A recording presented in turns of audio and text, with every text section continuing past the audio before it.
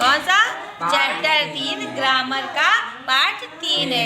उसका नाम है वर्ण और वर्णमाला। वर्ण को इंग्लिश में क्या बोलते हैं? लेटर। वर्णमाला को अल्फाबेट।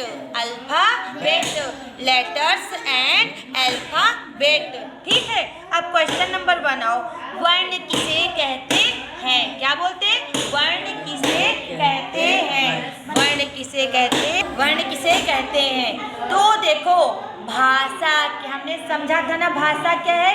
जिसके द्वारा हम अपनी बातें दूसरों को बताएं, दूसरों की बातें समझें, उसे भाषा कहते हैं। अब भाषा कैसे बनती है? वर्ण और वर्णमाला से। सबसे छोटी चीज क्या होती है भाषा की? वर्ण। तो भाषा की सबसे छोटी इकाई को वर्ण कहते हैं। अगर वर्ण नहीं होंगे भाषा नहीं बन पाएगी। अब कह दो, अगर गिनतियाँ न हो, जोड़ घटाना गुणा भाग हो पाएगा? बड़े बड़े क्रियाएं हो पाएंगी? नहीं हो पाई। उसी तरह अगर वर्ण नहीं होंगे तो कोई भाषा ही नहीं बन सकती।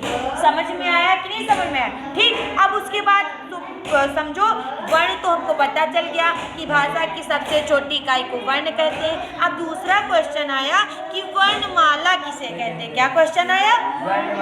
वर्णमाला किसे कहता है? तो वर्णों के क्रमबद्ध समूह को, किसको?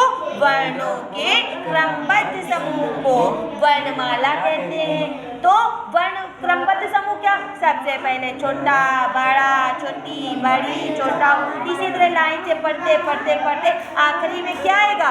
क्या? समझ में आया कि नहीं? ये थोड़ी कहीं पिटकी पहले टा वाली लाइन पढ़ते बाद में का वाली लाइन पढ़े। समझ में आया कि नहीं समझ में आया? कि पहले टा वाली लाइन पढ़ते बाद में का वाली, फिर पा वाली पढ़ते फिर चा वाली। गलत लाइन से। अगर का वाली लाइन पहले आई तो वो बोल ले, फिर चा वाली लाइन, फिर टा वाली लाइन, फिर ता वाली लाइन, फिर प, फिर य, फिर खा से खटकोड़ वाली लाइन। समझ में आया कि नहीं? और सबसे पहले छोटा आ, बड़ा, छोटी, बड़ी, तो ये सब क्या हो गया? क्रम हो गया। तो वर्णों के क्रमबद्ध समूह को या स्वर और व्यंजन के क्रमबद्ध समूह को क्या कहते हैं? वर्णमाला। अब समझ में आया कि नहीं? वर्ण क्या होते हैं, वर्णमाला क्या होती है? अब अगला क्वेश्चन आया कि वर्ण कितने प्रकार के होते हैं? तो वर्ण कितने प्रकार के होते हैं? दो।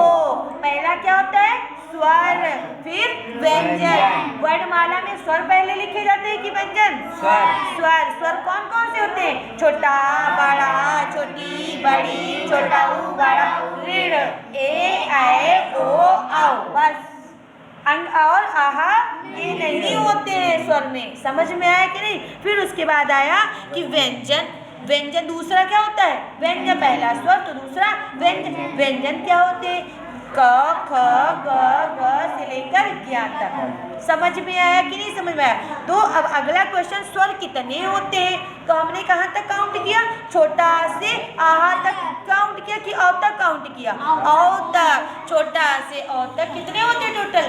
11। समझ में आया कि नहीं समझ में आया? ठीक, अब देखो कौन कौन से? छोटा, बड़ा, छोटी, बड़ी, छोटा ऊ, बड़ा ऊ, ऋण, ए, ऐ, ओ और औ। समझ में आ गया कि नहीं? अब व्यंजन कितने होते हैं अगर क्वेश्चन आए तो? व्यंजन कितने होते हैं? 33। कितने होते हैं? 33। स्वर 11, व्यंजन 33। कौन कौन से होते हैं? क, ख, ग, घ, अंग, च, छ, ज, झ, इय, ट, ठ, ड, ढ, अड़, त, थ, द, ध, न, प, फ, ब, भ, म, य, र, ल, व, श, ख, स, ह। बस का से लेकर ह तक होते हैं व्यंजन। हा के बाद नहीं होते हैं।